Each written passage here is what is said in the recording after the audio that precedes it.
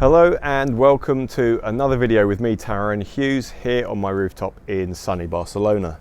So today's video is a brief introduction to what good looks like. So in case any of you are wondering, that's really a way to start measuring your activity. Because until you know what good activity looks like, then it's very hard to understand if you're actually allocating enough time and enough energy towards that endeavor in order to move the dial forward on your business and your sales activity.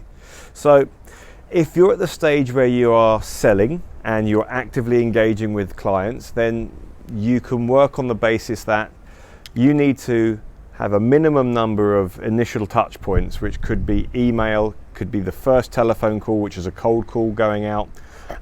It could be any kind of activity that initiates that process.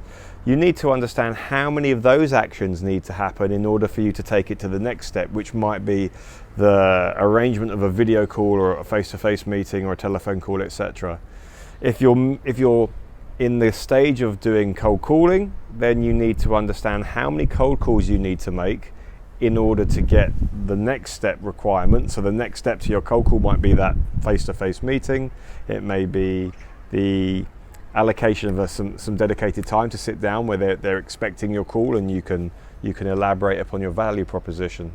So it's really important that you start measuring your output, measuring your activity, to know whether or not what you're doing is enough or not, because you're going to get to a point when you need to start generating revenue. In the early days, you might be able to bootstrap and suffer some of the costs associated with an early start business. But sooner or later, you're going to need to draw a line in the sand and say, right, I need to start generating revenue. So you need to know how much revenue you need to break even at. So that's going to translate to a minimum number of sales. When you know that you can start to reverse engineer that process to understand how many proposals you might need to deliver, how many meetings you might need to have, how many conversations you might have as a first engagement, etc.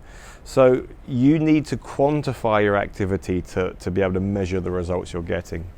And the really important thing about doing this is it reduces some of the mental noise, some of the uncertainty and anxiety that's commonly experienced amongst entrepreneurs and founders. Because if you don't know whether the amount of work you're actually deploying in your sales activity is sufficient to move the dial, then you've got another uncertainty conundrum to deal with in your mind, and that requires mental bandwidth to compartmentalize.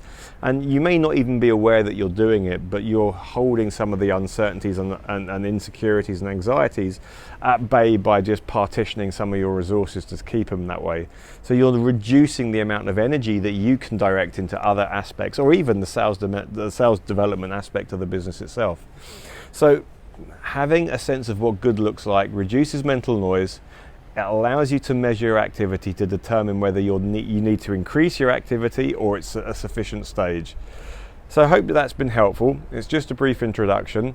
Let me know what you think in the comments below, and I look forward to hearing from you and seeing you next time. Thanks very much. Goodbye.